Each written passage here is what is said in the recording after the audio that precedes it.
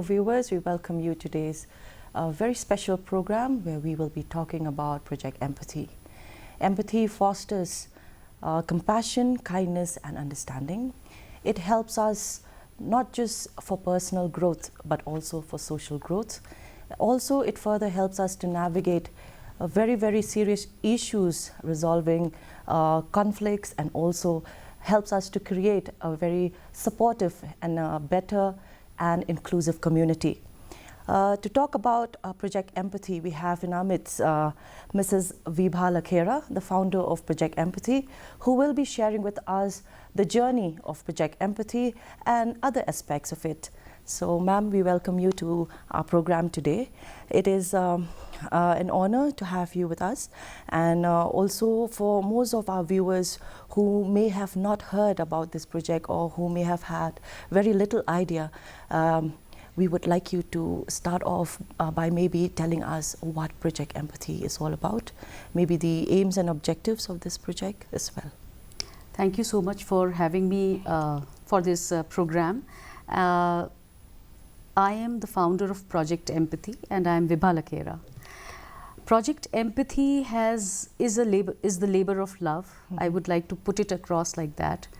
We started during the dark times of COVID-19. Okay. Before that, I have been a teacher. First of all, I would like to mention that I have been an educator.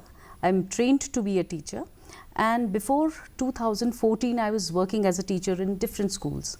Because my husband... my husband happens to be in the army. Okay. So we were traveling from one place to another. Yes, wherever I got the opportunity, I was teaching in schools. But in 2014, there was an organization which was being set up, Reach Out Foundation. It was being set up to talk about ethnic and racial discrimination in our country. Okay. When I got on board in this work, I knew the meaning of the word discrimination, but how it pans out in the lives of our country people, how I perpetuate it and how it is perpetuated against me, I was completely oblivious to that. Okay. And that was like turning a page in my life. I started working on this project. I worked on a research monograph, okay, which was to assess the level of acceptance of diversity in Delhi NCR schools. When I worked on that project, I realized that as a teacher, I had indulged in favoritism. As a teacher, I had given silent treatment to my students without realizing it. Yes, unconsciously. Unconsciously. And I also saw the teachers who were giving us interviews and which was being used as data to assess this acceptance of diversity. I could see things from this side of the fence, and I was realizing where all I had gone wrong. So that became a journey for me, outward journey as well as an inward journey. But when COVID came, this project had to be halted. By that time, the funds had dried up, and there were certain reasons for which the project was not moving. Also, the schools had shut down. Yes, but I was feeling this urgency to carry on with our work. I didn't want to stop the work. So one of the days when I was sitting in the office of this friend of mine, she's also a colleague and a trustee in Project Empathy, Sudha Gemini. Okay. She's the principal of Alok Bharti Public School in Delhi. We were having a talk, and I was of the opinion that we should be talking about identity, if not discrimination, because it is closely linked with identity. But she said, Vibha, why don't we talk about empathy? People are tired, people are sad, people are suffering. I think this is the right time to pick up the lens of empathy. And we should ask our students, our teachers, what is going on at their ends. Okay. When I got back home, I thought about it, and I think Sudha happened to be the messenger, and I received the message. That was the birthing of Project Empathy. Okay, so basically that is where the name came. Yes. Empathy, because yes, I was very curious to know why empathy, why not something else, right, you know, since it caters on many levels for many people and students who needs that inclusive inclusivity, you know, Yes. in the society, in Yes. education sector. So I was really wondering, why empathy, why not something else? So maybe I think that is how the birth of Project Empathy happened. Yes. Ma'am, I would also like to have a very clear picture of what are the prime projects of this project. So one of our flagship projects is addressing empathy awareness, informing teachers, parents and students about what is empathy, and rather more importantly, what is not empathy, the nuances of empathy in our school. So in schools, so that is one of our flagship projects. Then we had this one project last year which we got started with in Nagaland, which was called Naga Oral History Stories of Empathy. Okay. That was a project for which we collaborated with 3 colleges, and students in these colleges, they went out back to their villages, they collected data from their village elders. The data was then churned by psychotherapists, Okay. and we brought out themes around identity, around empathy, which was a never done before kind of a work, you know. Yes. If you go and browse the net about Nagaland, you'll come across all kinds of content. But when you start viewing the same content through the lens of empathy, it looks very different. Very different. So that was the newness that we brought into that project. Then there is another project which is running right now in our Assam Rifles garrison, which is being called Rubaru. Okay. And through that we are promoting creating compassionate communities, creating empathy circles. So this is meant for the wives of our Jawans. Okay. We believe that family is a single unit, and if we are being able to address the emotional, mental needs of our Jawans' wives, in a way we are also taking care of the force. Okay. Because so that is happening at present. Yes, it Okay. is running at present in our Assam Rifles garrison. Okay. So that these are our prime projects which are running. The school project is currently running in Delhi, Maharashtra, Ganganagar, which is on Haryana-Rajasthan border, Agartala, Jorhat, Shillong, Kohima. So it's a pan-India project. That is one of our flagship projects. So who are your actual target audience when you talk about these projects? Because like you said, you're trying to cater to Jawans' families as well as the students, but who are actually your target audience when it comes to Project Empathy?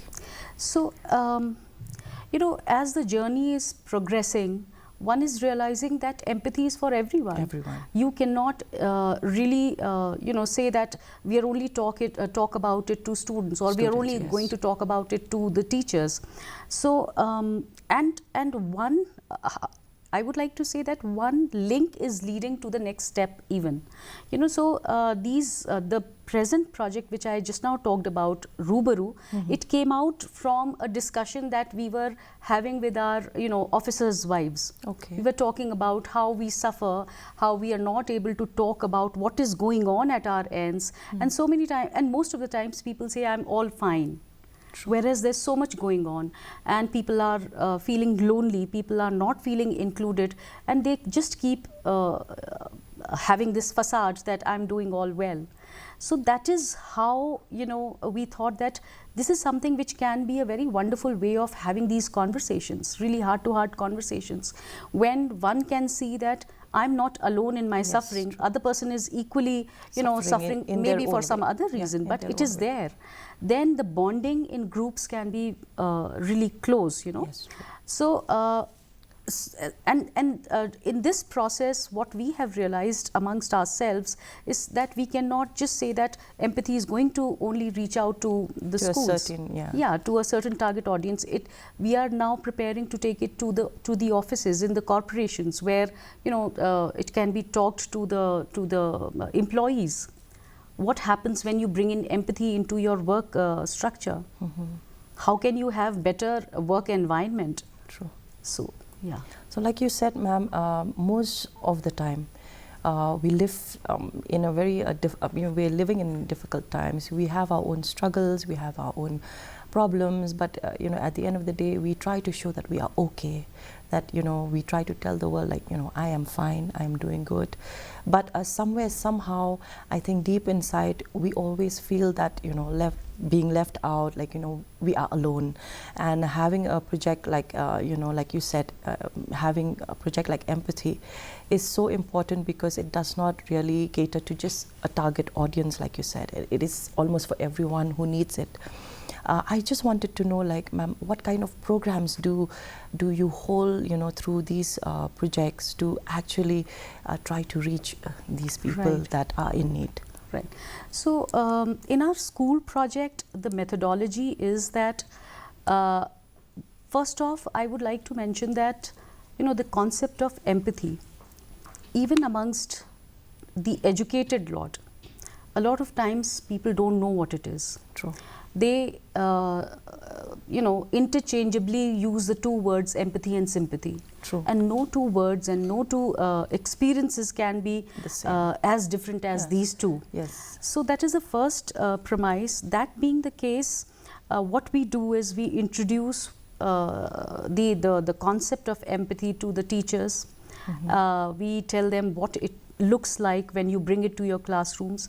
We also tell them that it is not an added piece of work that will come your way. It will offer you solutions to so many problems that occur in our schools. So once they have understood the project, it is rolled out in schools. There are concepts. It has been broken down into 6 concepts, and the concepts we have integrated other experiences like identity, boundaries, consent, curiosity, imagination, with the concept of empathy, so that, you know, the hands down experience of empathy on a day-to-day basis can be reached out to everyone. Shared with the students as well as the teachers. So this is how the project is rolled out in the schools. A project like Naga Oral History, it was a 6-month-long intervention project. We are right now creating a documentary film around it. Also, an exhibition is being planned around that project. It is going to happen in the month of October. We recently had our art festival, which was the Empathy Art Festival. I don't think so far we have ever heard of a Empathy Art Festival. There are numerous art festivals that keep taking place in different schools. But an art festival which is bringing focus to empathy itself, I am not very sure whether it has happened so far. So we had this art festival which was unique in several ways, because it was integrating art and empathy. At the same time, the festival took place across 43 Assam Rifles schools in the 8 sister states. It was very well covered by the media. So with one stroke, we could deliver the message of empathy in so many schools. And this other project, Rubaru, it is turning out to be a very wonderful exercise for us, because one is realizing that one is touching base with the Jawans' wives in a manner where, you know, we are nudging them, we are pushing them to think intellectually about certain topics, about marital relationships, about how to handle their children, how to, as women, draw boundaries for themselves. They cannot be 24/7 present for their own families even, you know, to how to, and also how to make them want to be more aspirational, so to speak. Because many of these women, they are very capable, they are skilled, yet they do not know how to get started on their journey. So we are trying to bring in all these aspects through that project. It's wonderful to know that Project Empathy in all its means is trying to reach out to as much as they can in different states and through these different programs. I was just wondering, like, since it's a non-profitable organization, ma'am, how do you manage funds, and how do you, I don't know whether you hold a kind of a fundraiser, or, you know, I don't know, how does that happen? We would like to know what how the funds are, you know, being processed to actually organize these programs. See, as such, we are still nascent in our journey, even though we have achieved a lot. I would very proudly say that we have achieved a lot in the last 4.5 years. As coming to funds, it's never easy to raise funds in a non-profit organization. True. So initially we were, we were pitching in from our own pockets. But as and how the journey progressed, this year we got started on a full-fledged CSR funded project in a village of Maharashtra. And thereby we are taking empathy education even in rural India. A highly evolved concept like empathy. We very proudly can claim we have taken it to rural India, and it's a CSR funded project.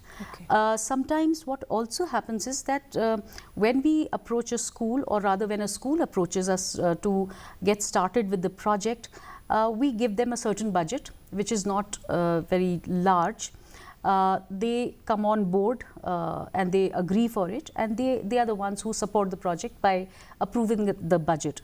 So the schools where the project is running, they also support the project. Last year also Nagar Oral History Project was a CSR funded project. So yes, it is a mix of, so far it is a mix of CSR funding as well as schools supporting the project. Okay. Since you mentioned just now, like sometimes the school approaches you, or maybe the organization itself approaches the school. Most of the time, how do you try to connect with these schools, like through, I don't know, maybe through some medium, it must be through, online medium, or maybe you have your own people to do that. How do you connect, project empathy with these institutions? Very candidly, so far the journey has been very organic.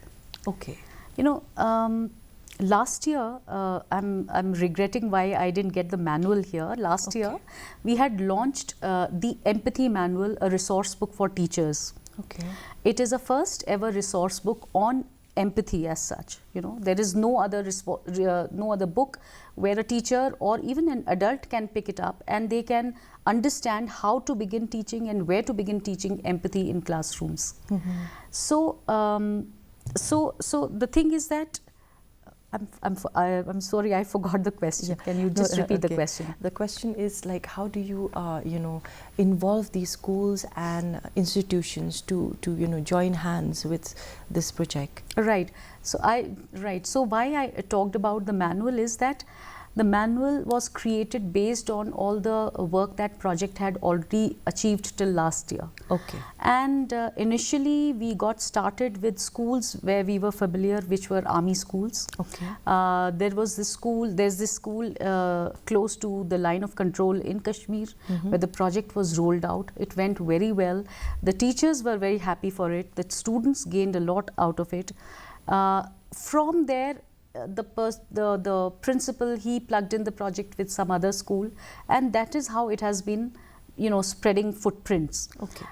We have not exactly gotten down to the process of advertising about it, or very ferociously pursuing people for it and so on. So far it has not happened in that manner. Also, one more thing which I would like to add is that this is a project which is where we are creating fresh templates in a way that activities, the concepts, the way we are bringing it all together, one has to take it at a slower pace. We cannot rush the process. That being said, this year we can very well claim that the project has really become pan-India. It has reached Maharashtra. We have plans to take it to the south of our country as well. So yeah, that is how it is growing. It has its own organic journey.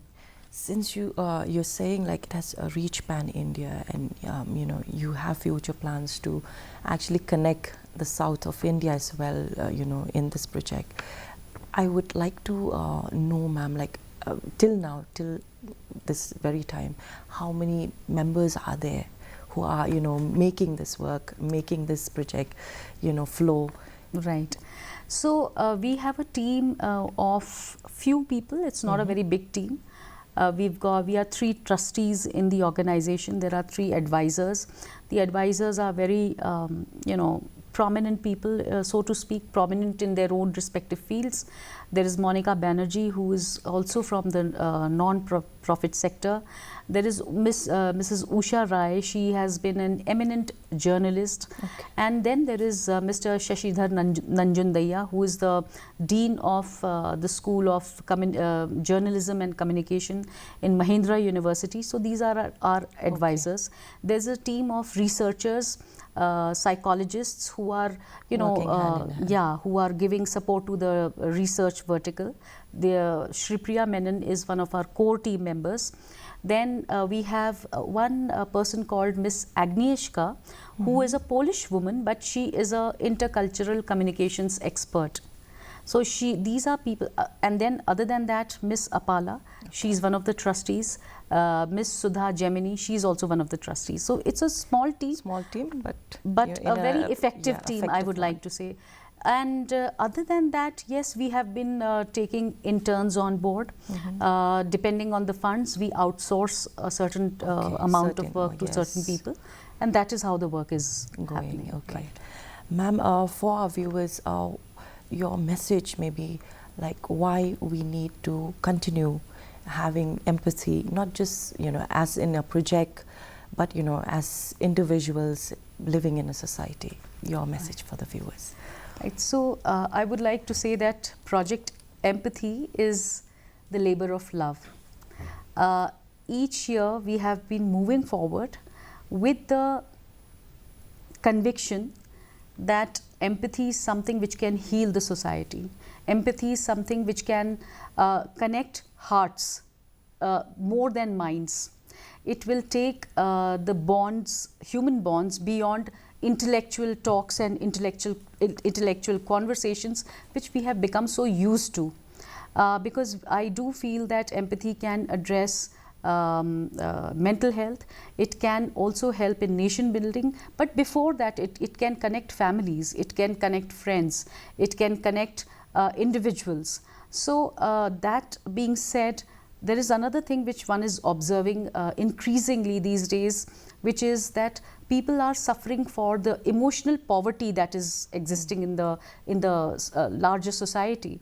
So to understand each other's emotions, the experience of being able to walk into each other's shoes, also to understand each other's perspectives, because I have a different life experience as anyone else has, based on which my perspective has got formed. So to be able to understand these kinds of nuanced, very hands down and little things in life, because life is made of little things, and empathy in the middle of all of this can bind people better. It can bind families better. It can help young people turn back to their, you know, elders, their grandparents, and make them listen to them more patiently. It can be a very helpful tool. It can be a beautiful way of progressing with life and achieving overall goals in life. That is what I would like to say. Thank you so much, ma'am. On behalf of DTK Meghalaya, I would like to thank you for being with us, sharing the journey of Project Empathy, and we wish the very best for all the future endeavors that this project, you know, aims and has a mission to achieve. So we wish you all the best, ma'am. Thank you so much once again. Thank you so much to everyone, to DTK Meghalaya, and anyone who wants to know more about Project Empathy can log on to our website, projectempathy.org.in, and I really hope that we can further continue to reach out to as many people as possible. Yes, thank you so much, ma'am. So, dear viewers, we heard what Ma'am Vibha has just shared, the journey of Project Empathy, the importance of being an empathetic person, living in a society and connecting lives and making lives better. Until we meet again, thank you for being with us. Goodbye.